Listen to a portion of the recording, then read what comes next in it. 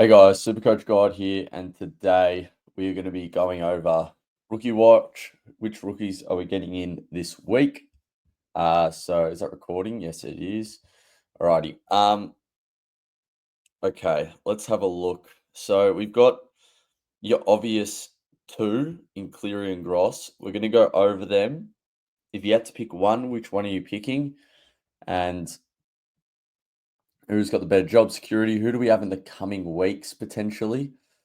And maybe do we get a do we get an El Hooley this week over either of them?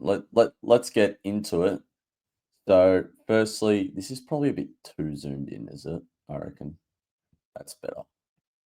All right. Firstly, we'll go over Cleary. So, Cleary, 124K. So you're paying a little bit more for him than Gross. Got a higher break even though, and um, he's playing that kind of half forward role, pushing up the ground. Kind of, if you remember Cade Chandler from a he's still playing, but Cade Chandler a few years ago, kind of that role. And I'm not minding it. So we're going to go into his DFS.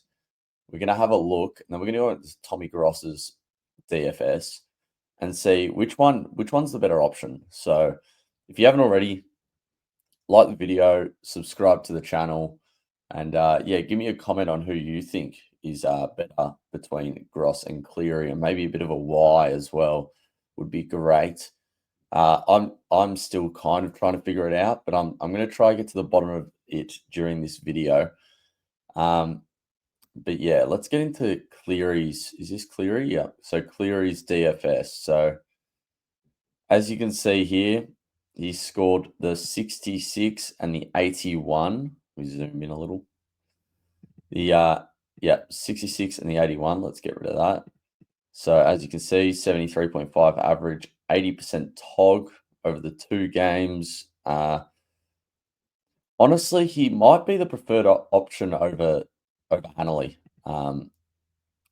Just looking at the way he pushes up the ground and whatnot. But let's go into his points per minute is 0.83 and 0.68. So that is about an average of 75.5. So that's promising. If he's still getting that 78% TOG, of course, that is good signs. He's got, who does he have in the next couple of games? So we can click on him here. We can go, okay, Port. So that should be at the SCG. So that should be an all right matchup.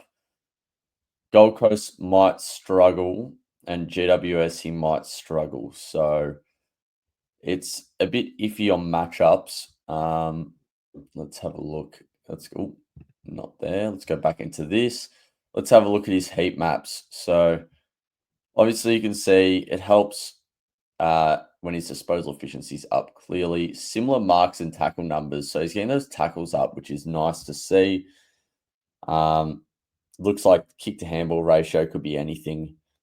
And yeah, got a CBA or two. I didn't even realize this in the last 2 weeks, so that's good. Let's go into his heat map. Alrighty. Okay. So this is his heat map in the most recent game at was it Adelaide Oval? Yep, Adelaide Oval. So you can see he's pushing up the ground. So this is obviously where he's starting on the ground, getting a little bit of CBAs, maybe a little bit of wing time, but he's definitely pushing up the ground. Obviously, Collingwood kind of dominated this contest. It's good signs. It's good signs. Now, if we have a look at his other heat map, it's a bit different. He's a lot forward. Now you got to remember this is against North, a dominant performance by Sydney, so he's obviously going to be more in the forward half. So yeah, I guess when it's a more even game, he'll be going up the ground. When they are smashing, he will be a lot in the forward half, you would presume. I like these heat maps. I think it shows potential.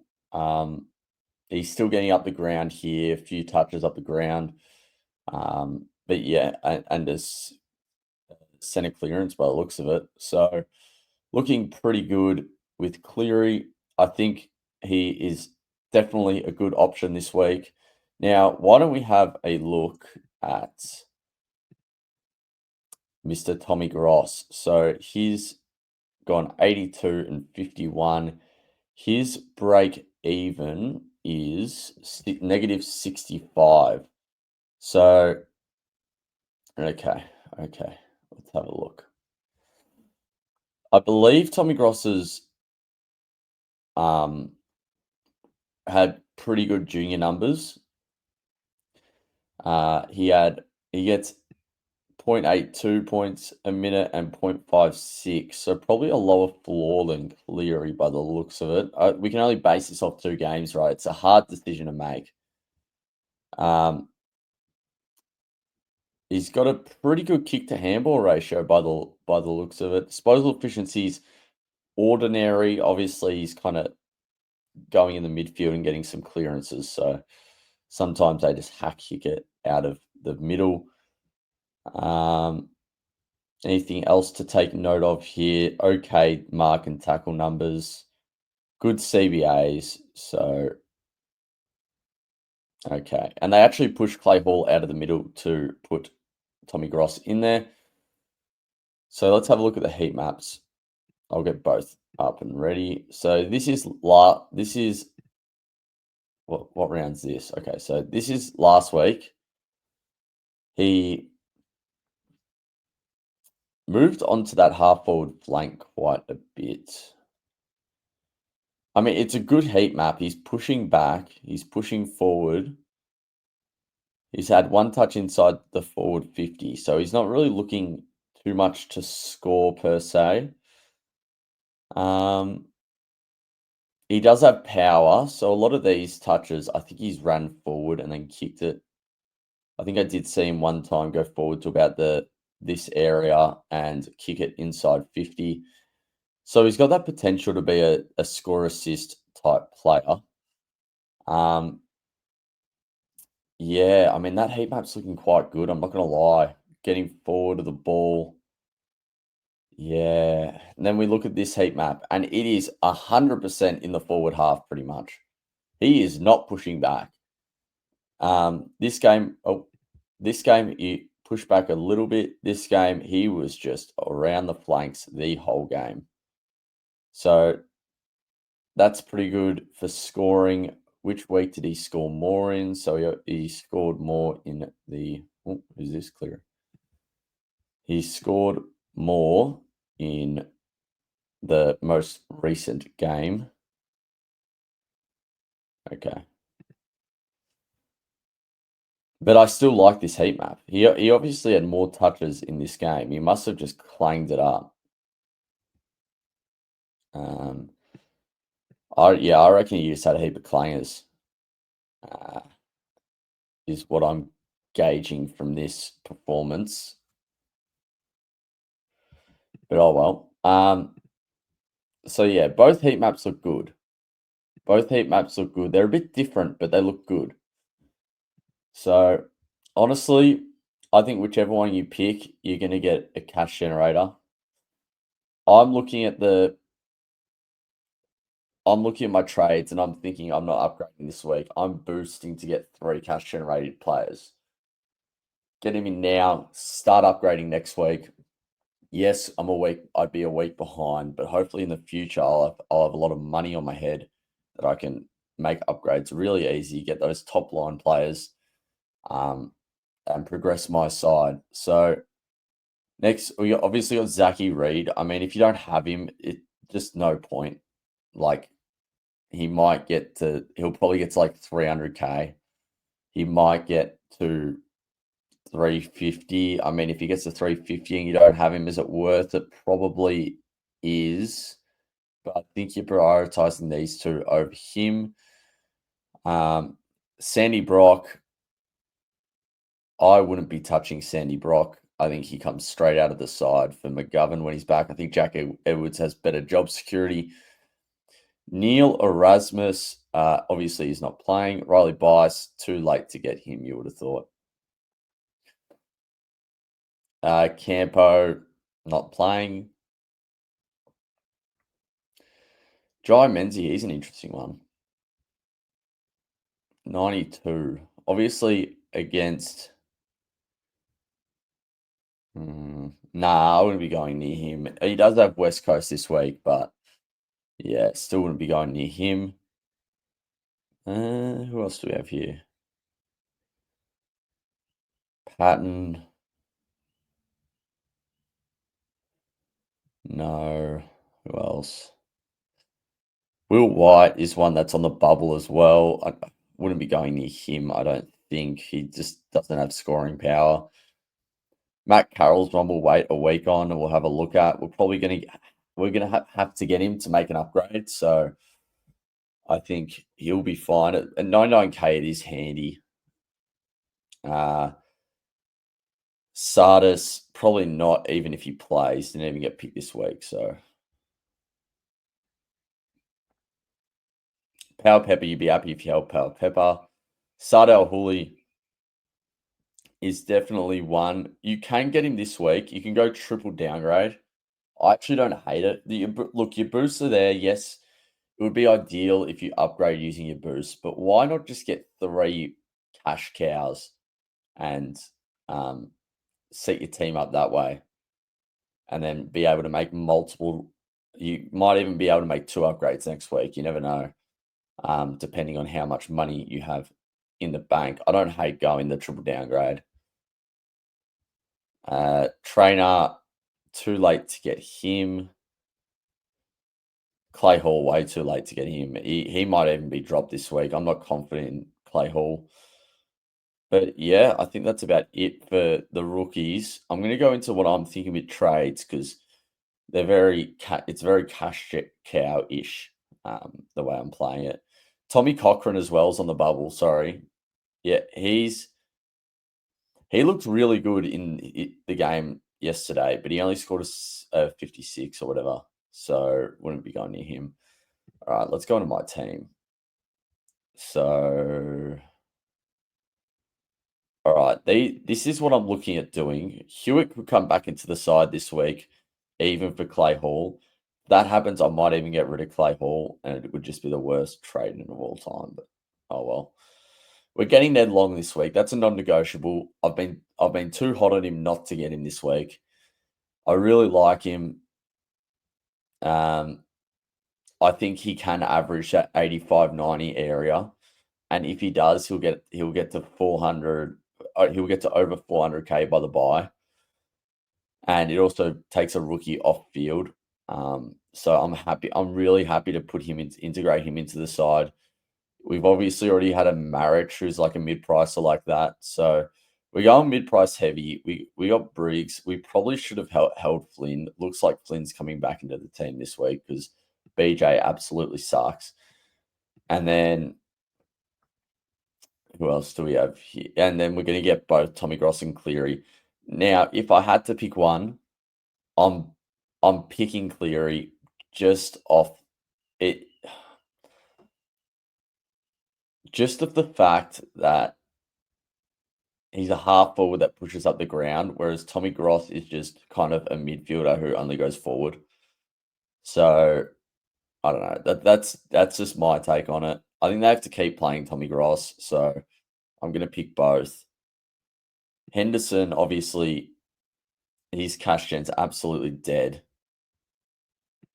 And Davidson, look, you can hold Davidson for another week if you want to. I kind of want to bank 100k, be able to we'll get out of this. Another trade I could do is Roberts to Dacos and then Davidson to Long and then pick out of the 2 of Gross and Cleary. But I kind of want both Gross and Cleary and I want Ned Long. And we can always get Dacos next week. So using an upgrade and just hold Roberts through this tough period he's going through. But yeah, I mean, what else do we have here? Lindsay, obviously, I hold Lindsay. He'll be fine. I'm pretty sure a lot of people are trading him out. 3,000 people trading him out. It's just stupid. He's got a 9 in his system. It will come out of his system next week. He had managed Tog. Hopefully, he doesn't have managed Tog this week. I'm thinking of fielding him over Gross. I'm still yet to decide, but maybe we have a loop somewhere in here. Who knows? And then I think I've got the 6 forwards going at the moment. I'm fielding Ashcroft and Lindsay over Cleary. I think Lindsay's scoring potential is so good, and it's better than both of them. So that's why I want to field him. I like fielding Trainer, Reed, and Bice. So we've made a few changes there so that we can field all 3 of them. And yeah, I actually think we're in really good stead now. Like, yes, we have 26 trades left. We probably have to upgrade. Let's say we hold Roberts and he comes good. We got 1, 2, 3, 4, 5, 6. I genuinely believe Marriage can still be a keeper. He's still yet to figure out the role completely. So we just maybe try and hold the faith and see if we can figure out that Shannon Hearn role to the extent that Shannon Hearn did. Because look, if Marriage can come out and average 95 for the year, why even trade him? Like he'd be out averaging Petrarca at the moment anyway if he's doing that. So I think we've almost got our 6 forwards if Marriage can come good. Ned Long will probably be our last upgrade. We'll just hold him till his buy, and I think he's got the round 14, 15 buy or something. I think it's around 15, around 14 buy. So we just hold Ned Long through till the round 14 buy. Even if he scores like a 60 this week, I still have faith that he can reset that cash gen and go nuts. I really like the pick. Even if he goes 60 this week, I don't think it's a fail pick. He can easily just go at 100 the week after and reset that cash gen. But yeah, I mean, I'm feeling really good about the side. We've obviously got Nevitt, who looked really bad, could get dropped. Clay Hall could get dropped. Connor Stone could get dropped. We got a few players that can definitely get dropped. We just got to hope for the best. Max Hall probably got another week of cash in to go, maybe 2, depending on how he plays against the Dogs on Sunday. But yeah, I think we have the right rookies on field. Like we got your Ashcrofts, your Trainer, your Reed, your Bice, your Lindsay, and then I think holding Rosie and Horn Francis has really helped us. Hopefully, holding Roberts can help us too, because a lot of people are getting rid of him. How many people are getting rid of Roberts? 7,000 people. So hopefully, could you imagine if he hits his break even this week? All the people that trade him out would be going berserk. Imagine if you trade out Roberts, Rosie, and Horn Francis, and they all came good. Oh, it would just be devastating for you. But anyway, I think that's all we have for today. Hopefully you enjoyed the video. If you did, chuck a sub. Cleary and Gross, both good options. Hard to pick between them. Probably Cleary's got. I think Cleary's more likely for me to pick than Gross. Looking at picking both. Once again, I know I'm using a boost not to upgrade. I'm pretty much sidewaysing. Like, it's pretty annoying. I can't upgrade using rookies this week. I have to use Roberts if I want to upgrade. So I think this is the way to go. Get those players that are. I'm hoping all these players can make me 150k. If that can happen, then these trades are beautiful. But anyway, until the next one, I'll make a video tomorrow talking about my. We'll go over the final trade. So maybe something changes. Maybe obviously team selection affects it greatly. So maybe we even do that video Thursday, Friday morning or something. I'm not too sure. We'll go over captain, vice captain this week tomorrow as well. But yeah, hopefully you all enjoyed, and I'll catch you all in the next one.